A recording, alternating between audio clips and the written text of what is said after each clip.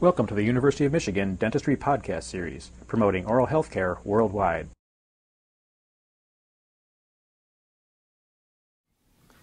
Hello, Mrs. Nelson. My name is Dr. Gerstner. How would you like me to refer to you? Oh, you can call me Jean. Jean, okay. Yeah.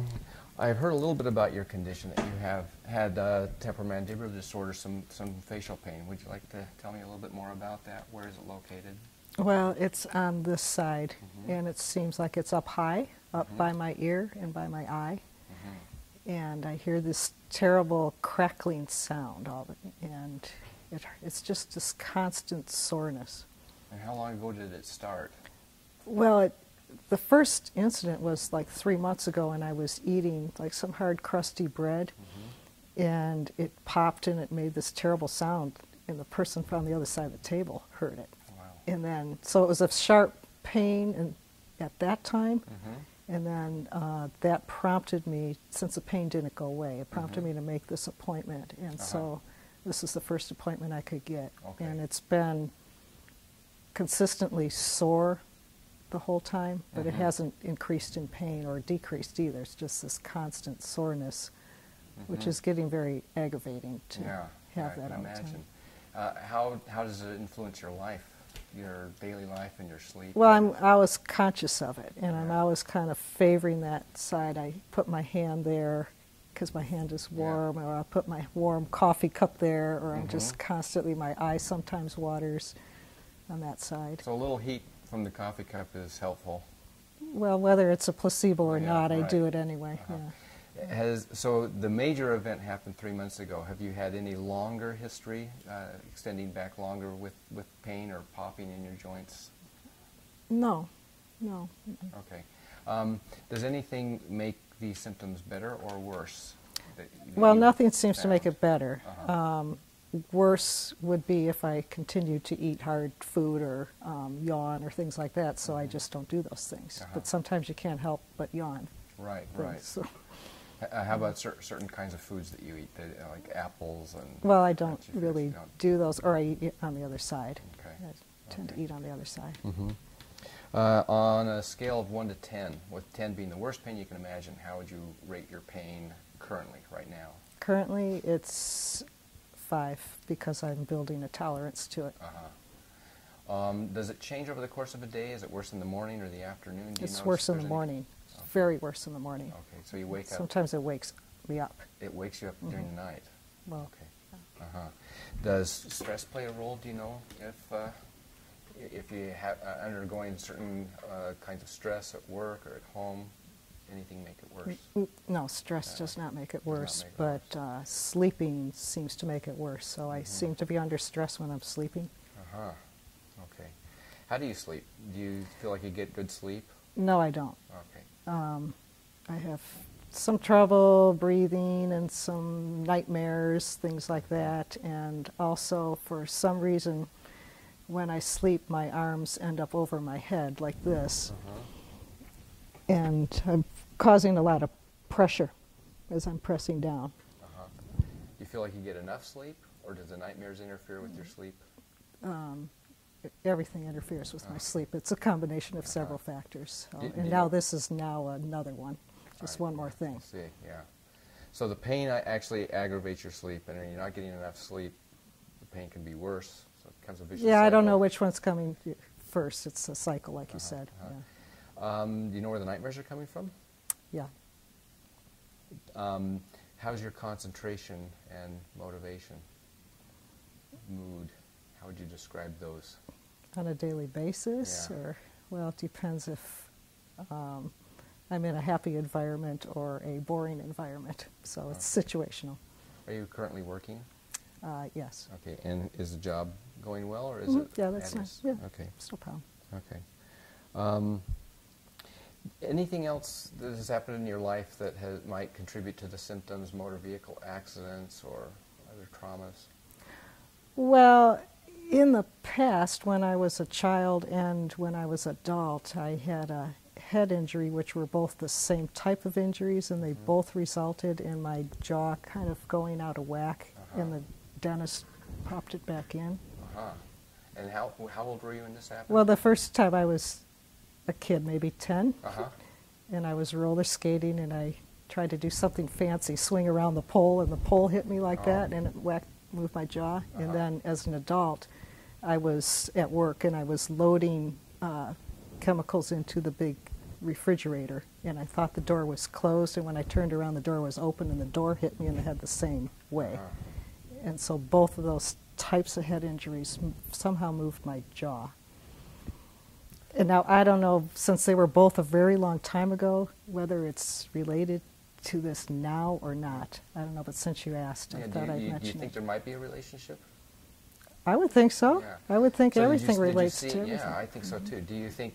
Did you see anybody about when you saw the dentist or the doctor about those injuries? Did they do anything for you? Right. I did the head injury when I was an adult. The first thing was to stitch up the cut, and the second thing, the next day, I went to the dentist, and they put his hands in my mouth and moved the jaw back in. Okay. And so you did that. Why did they do that? Was your jaw out of alignment? Evidently, it was. So. Wow, wow. Yeah, I would say that those could be some important things to look at. They were obviously long ago, but they could have made things changed enough that we need to be concerned with it. Did you have any pain after that, or problems opening or closing your jaw? Yeah, I couldn't open my mouth all the way. Okay. And your dentists from childhood on were probably aware of this? No. Okay. No. Two different times in my life, Okay. two different cities, two different lifetimes. So in the last 3 months, have you done anything in terms of taking pain medications or attempts to try to make this better? I've been taking Tylenol. Has it helped any, do you notice? Well, moderate relief. Moderate relief. But I don't want to take too much, because then I would be trading one problem for another. You know, might get rid of my jaw pain, but then I get stomach aches instead. So, yeah, you know. yeah. Well, there could be, these are fairly complicated conditions. We want to make sure that you're happy with the treatment. What would you like to see us be able to do for you? What would be success in your mind? Well, probably I would say not recommend a bite splint, because I've had bite splints in the past. You have. And at that time, I thought it was related to, I had braces on my teeth when I was in my 20s as an adult. And it never really came out right. And I wore a headgear, and then they took the braces off and pulled 2 teeth and put them back on and tried to move the jaw back. And so then I always thought the jaw soreness and problem I was having when I sleep would be helped by a bite splint. And so throughout the years, I've tried different bite splints that were recommended by dentists, and none of them really made any difference, because it doesn't seem to be in my jaw that I'm clenching. It seems to be in my arms over my head that's making me clench. So I think I need to figure out how not to get my arms over my head when I sleep. So sleeping posture, do you think, is a major Sleeping contributor? posture, yeah. Bite splints are not No. going to help. And you've had those bite splints, obviously, for several years then. For different times throughout the past 25, 30 years. Okay, and so they were made for exactly what purpose? Well, evidently because I must clench. Okay, so pretty much clench. So you've had clenching and grinding problems for some time, but the clenching and grinding, was it ever associated with pain? Did you wake up with pain in previous years? No. And the interesting thing about it is they would seem to recommend these different bite splints, even though my teeth itself did not show any evidence of grinding or clenching. There was no worn down areas or things like that. So I don't know. So this sounds to me like probably sleep is a major focus here. You talked about nightmares. You have sleeping postures. You're wearing splints at night, and you're waking up in the morning with soreness. So something's happening while you're sleeping that seems to be the major focus of the symptoms. So I think that's probably where we need to think about focusing attention in terms of treatment and trying to help you out that way. Splints obviously aren't helping, so we need to think about something else. Have you ever had physical therapy? Well, That's what I wanted to ask about. Is that a possibility? I mean, is there some kind of exercise I can do, or massage therapy, or I don't know, heat or cold therapy? What else is available other than bite Physical splints? therapy is a good place to start. I have some good physical therapist friends that are good. I don't know where you live. Do you know any physical therapists close to you?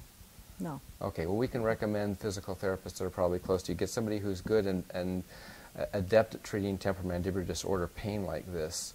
Let them know that we think that sleep posture, sleep hygiene, things like that, things that you're doing while you're sleeping might be playing an important role, so that they can create a physical therapy regimen that will address that particular part of your life. Now, I'm also interested and concerned about the nightmares and other contributors to sleep. Do you think that there might be some stress or psychosocial contribution to your sleep issues? Yeah, sure. And I think that I might wish to recommend a psychologist, not because of a psychological problem, but there is a branch of psychology called cognitive behavioral therapy, and they basically are interested in determining if there is something in your life that might be contributing to behavioral problems, and they can then recommend certain kinds of behavioral treatment as adjuncts to the physical therapy that might help out. Do you think that might be a useful way to go? Sure, if it's specific. Yeah, to I think a we'll certain make sure that it is reason. specific. Now, these things will take time. Obviously, it took a long time. I think it probably took a long time for your symptoms to develop. It could be that the orthodontics, that the bite splints that you've had for many, many years have slowly developed into this, which was, exacerbated by that food that you ate 3 months ago. And the food sort of was the straw that broke the camel's back, and now you've got the symptoms.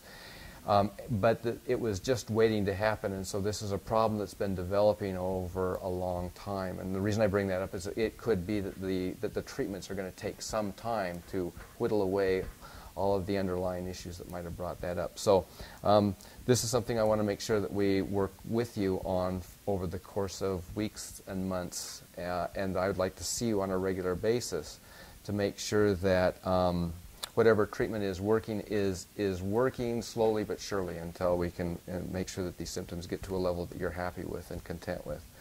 Do you have any questions or concerns about any of those recommendations? Well, let me just ask one more thing, because since Sure. I feel comfortable talking to you, because you are open to all these different physical therapy and things like that. I also was wondering if another factor could be that age. I'm 54, and I noticed that the muscle tone in my neck and my face is looser, and it seems to be drooping on one side and not the other. Okay. I mean, everything looks different on this side to me, where it did not before. So could that be related to? Well, it might be. Let me have you smile as wide as you can. Okay, and grimace and open wide, and stick your tongue out straight and back and straight. And now clench your eyes really tight together, and what I'm trying to do is I'm trying to see if your muscle tone looks pretty good and symmetrical. Some asymmetry is perfectly normal, but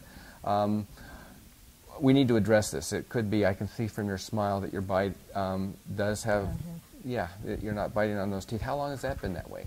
Well, when I had braces on my teeth, they only put them on the top. They put them on and the they top. said, well, the bottom is pretty straight. It's pretty straight, but this is the way you've been. Yeah.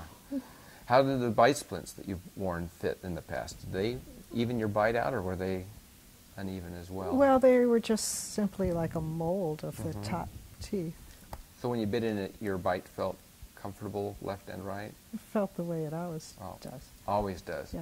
Are you biting on your left side now? Yeah. Those teeth touch? Let me have you bite together now. Now let me have you slide your teeth together over to the left as far as you can. Just go this way, side to side, as far as you can. Push against my... Okay, now, there you go. Oh, with the That's bottom right. jaw? Yes, with the bottom jaw, that's right. Okay, as far over, great. And the other side? Okay, good. Any pain associated with that? Let me have you do it again. I want to listen to your jaw joints. Okay, now come straight forward. Okay, I can hear some noises in there. Well, based upon your age, I think it would be good to have you see a specialist to have some radiographs taken. I want to make sure that those joints are nice and clear, and that they're not showing any aging that might be. That's what I wondered. Could this be osteoporosis of the jaw? Yeah. I mean, well, let's rule that out. I'm kind of thinking it could be just a combination of all kinds of things. So. Do you have that's arthritis why in your joints, or does anybody in your family No. have? Okay. Well, it doesn't mean it can't be happening. So we should rule that out. But I'm glad that we're not just going to go to another bite split, Yeah. because it just hasn't helped. hasn't Why really would we hasn't. do that? So. Yeah. Okay. So your jaw function looks pretty good. The pain, let me just feel your muscles and make sure. You tell me if you feel any pain when I'm doing this. And if you do, let me know how severe. That looked a little bit bad. Yeah, up here. Right there. Yeah. On a scale of 1 to 10, how would you rate that? Oh, well, I have a pretty high pain tolerance, so for me that would be about a 6. Does it stay where I'm pushing, or does it move? No, it stays right Okay. where your fingers are. That hurts. Yeah, okay. Wow. I'm sorry. Does it stay there, or does it move? No, it stays. Okay. On a scale of 1 to 10, how bad was that? Well, I can't really rate pain, but it was more than. More than... I mean, I'm the type of person who let my appendix rupture and burst, and it wasn't painful enough to go to the hospital, so that's why it's hard for me to... Okay. Was this as bad as the appendicitis? No. Okay. But it was certainly worse when you pressed in one area than the other areas. Okay. Significantly worse. But it was on this side? Both sides. On both sides. Okay. Let me try up here. Nothing. So this is definitely, it looks like pretty much in the cheeks. Mm-hmm. Try down here. Nothing really there. No. Okay.